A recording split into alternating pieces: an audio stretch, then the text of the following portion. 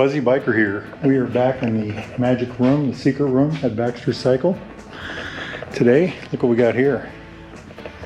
This is a Norton P11. P11 stands for Project 11. This is a very unique motorcycle. They call it the Desert Sled. Quite an interesting looking bike. Look at that rear end. Made to compete in the desert southwest of America. It's an American only bike. Very limited quantities produced.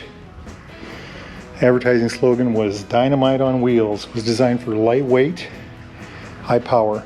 The motor is an Atlas 750 or I think it's 745 cc. It comes out of that bike right there. They put it into this Matchless G85 frame.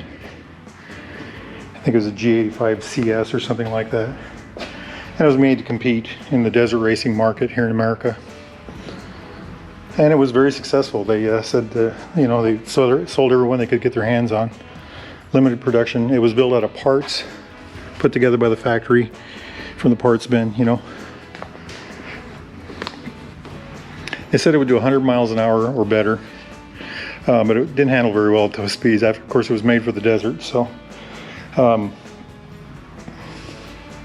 All the bikes, my understanding is all the bikes are candy apple red. I've heard stories about a blue and a green, but nobody can verify anything like that.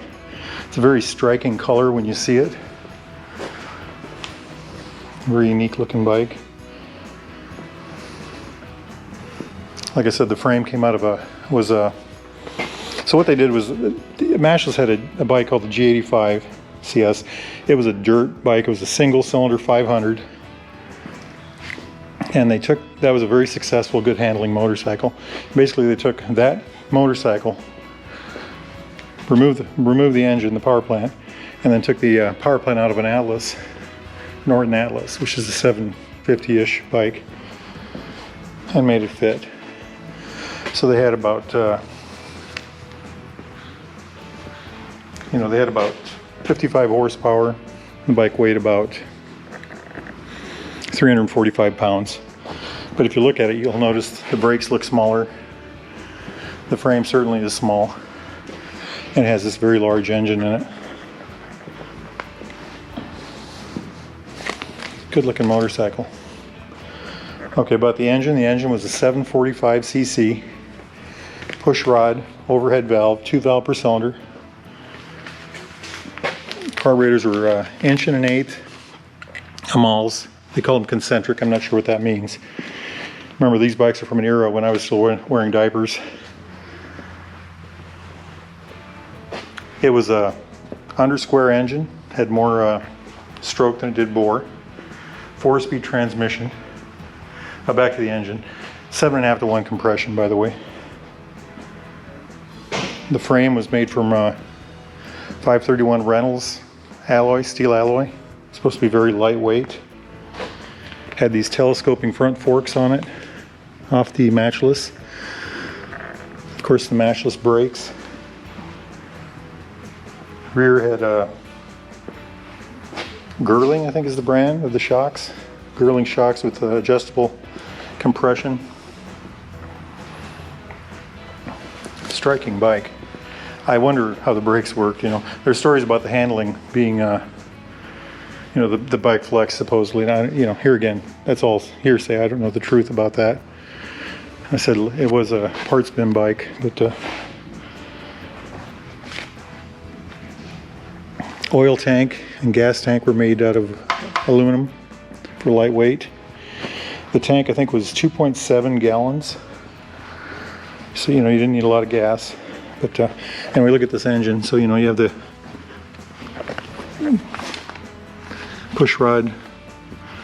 I think they come up the back. Twin overhead valves. Air cooled, of course. The carburetors is very classic looking thing. This one had the earlier ones had magnetos. This one has a regular ignition on it with twin coils. I like the air cleaner. I like the way the whole thing looks. Very clean. This is a Tack Drive right here. Mechanical Tack Drive. Kickstart only, of course. Back in those days, everything was kickstart. Chain drive. Like I said, 245 pounds. Seat height was, I think I read 32 or 33 inches. It looks lower than that on this motorcycle. And a dry weight of 345. The first ones of these were, this is a 67, I think. 1967. This one's sold, by the way. And the first ones, let's see if I can find the serial number. Anyway, serial number 121007 was the original. I don't know where the serial numbers are on these, but I don't know which. Anyway, moving on. Tires on the front were 3.5 by 19, and on the rear was an 4 by 18. Classic spokes. Wasn't classic back then, but beautiful looking motorcycle. Beautiful. Very striking. When I first saw it, I thought it was somebody's made-up bike, you know, somebody's dream motorcycle that they put together, especially with these pipes. These pipes, I think they don't have baffles, or the baffles are removable.